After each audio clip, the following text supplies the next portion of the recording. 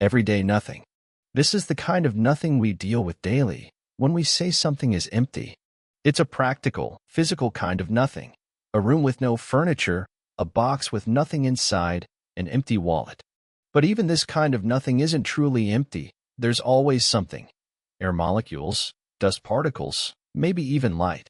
So this is more like nothing of interest. Outer space nothing. When we imagine space, we think of it as a vast, empty vacuum. But space isn't entirely empty. Instead, we can say it's almost empty.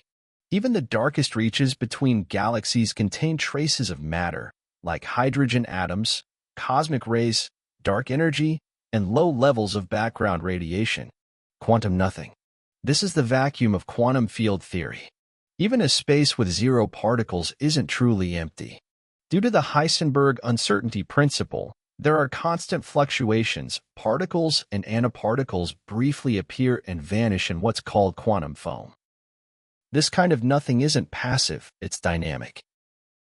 Philosophical nothing. Now we step beyond science into the realm of thought.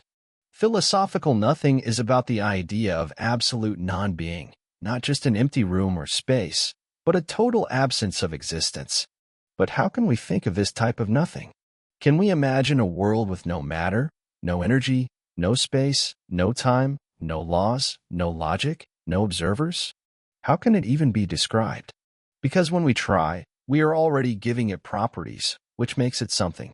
So philosophical nothing often becomes more of a paradox, a mental exercise that reveals the limits of language and imagination. To express it is to contradict it. Mathematical nothing.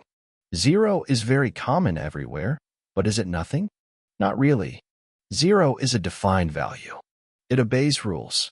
It has properties. So zero is not nothing. It represents nothing. Then there's null, which also represents nothing in a collection, but is not a value itself. Conceptual nothing. Conceptual nothing refers to the absence of meaning, definition, or understanding. It exists, but it's empty. If I say, this sentence is false, the sentence technically exists, but it's paradoxical, so it carries no consistent meaning. What's 1 divided by 0? It has no defined answer, so it's undefined.